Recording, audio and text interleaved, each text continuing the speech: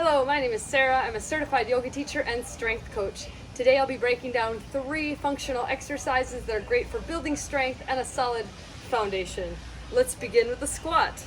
We'll take your feet about shoulder wide with your toes slightly turned out. Keep in mind this stance will be different for everybody, so it's always good to play around with your stance to see what feels best in your body.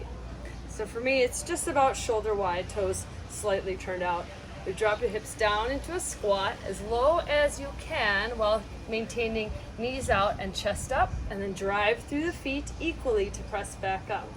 Come down nice and controlled, as deep as you can, and press through the legs to stand. Slow and controlled, knees track same direction as the toes, chest stays lifted, abs stay tight, and then press, squeeze your glutes. Take it down and press. I'll show you from the side. Hips initiate the movement by sending back. Sit back, keep the chest lifted, core tight, and drive through the legs to stand. So squatting below parallel means the hip crease comes below the knees. Parallel would be thighs parallel to the ground. So that's what, if you ever see squat below parallel, that's what that means. But if you're first starting out, it's totally okay to work within your range of motion. Take it down and up. A common issue many people might have with the squat is that when they come down, the knees cave in towards the midline of the body.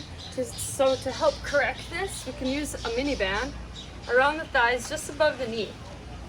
That way we press tension out into the band, turning on the outside of the hip, the gluteus medius, making sure those knees track out the whole time through the squat. Take it down, pushing tension out into that band, and then drive to stand. Lower and press. So my knees press out the whole time and press to stand. Again from the side. And press it up. If hitting that squat depth is the issue for you, I recommend starting with box squats. This can be an even higher surface if you need. So you set up your bottom position, toes slightly out, feet about shoulder wide. Concentrate on using the legs and the glutes to stand you out without rocking your chest forward. So we want to avoid swinging the body forward to use momentum to stand. We want to press all the way through the legs, boom, stand up. And then hit that bottom, drive right up. When you're first starting out with squats, you can try 5 sets of 5 reps for your first week. I recommend 3 times per week. And then on your next week, try increasing the reps. So you can do 5 sets of 8 reps. And then on your next week, try 3 sets of 10 reps, each 3 times a week. Concentrate on your form. No need to go fast.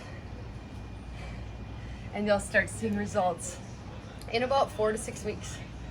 So 3 times a week, work on your squats, increasing either the reps or the sets each time. Now let's take it down to the mat for bird dog. This is a great core exercise for beginners and for everyone. So first we begin in tabletop position. Shoulders over wrists, hips over knees. Find a neutral spine. Tailbone points back behind you, crown of the head stretches forward. Let's fire up the abs right away. Belly button in towards the spine. Now we want to find hollow body, so bottom ribs pull in versus letting them drop down. We want to tuck the bottom ribs in and tuck the frontal hips in slightly. Now extend your left leg straight out from your hip, straight behind. Firm your thigh. And reach your right hand forward. Steady hips and shoulders. Keep the spine neutral. Keep the tummy tucked in. Inhale. Exhale, elbow to knee. Round your back, squeeze your core. Tuck your chin towards your chest. Inhale, stretch it long, nice and controlled. Exhale, pull it in. Push through that left hand. Inhale, stretch. Exhale, curl in. Inhale. Exhale. Last one. Exhale, tuck. And release back to tabletop. Let's do the other side. Right leg extends back, firm up that thigh, feel your low abs working to hold the leg there. Check in with your neutral spine and ribs. Left hand forward. Square your hips and shoulders. Draw your chin back. Inhale. Exhale, elbow to knee. Squeeze your core. Inhale, stretch. Exhale, pull it in. Inhale. Exhale. 2 more. Tuck. Last one. Exhale. Release the tabletop. For bird dog, I recommend 5 reps on each side. You can do that 2 or 3 times. It's great for your warm-up. So for your first week, try 5 controlled reps each side and then switch.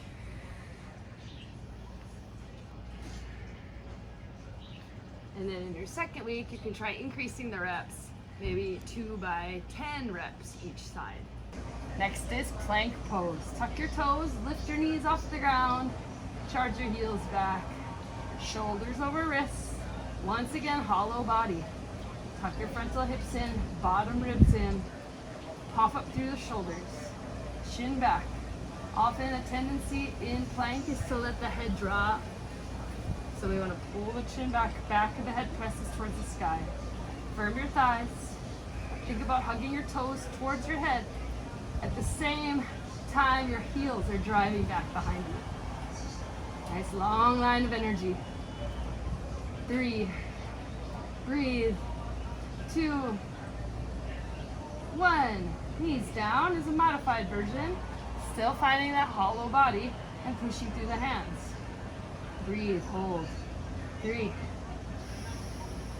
2, 1. Another option, forearm plank. Come down to your forearms. Shoulders over elbows. Same, knees lift. Find your hollow body. Firm your legs. Shin back. Find that strong line of energy. Hold, breathe, push the ground away from you. Last 3, 2, 1. Take your knees wide and forward a bit. Send your hips back to your heels. Child's pose, forehead rest. Take 3 breaths to release your spine. Relax your shoulders.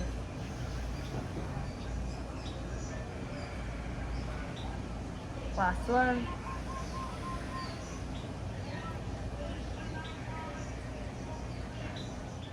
When first starting out with your plank pose, do as long as you can from the toes. Work up to a cumulative of 30 seconds. So you can go 10 seconds of work and then take a little rest.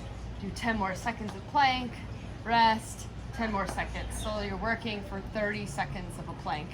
And then gradually work to increase to 45 seconds all the way up to a minute until you can hold your plank for a whole minute. And when you can hold the plank for a whole minute, then try doing multiple minutes. For your week 2 or week 3 or week 4, you should be able to hold a plank for up to a minute, and then see if you can do another set with a little bit of rest, maybe 30 seconds rest in between, and then try to hit that minute again. Again, holding the plank from the toes as long as you can, and then coming down to the knees when you need to, or when your form starts to deteriorate. Thank you so much for watching. I hope you learned something today. Bye-bye.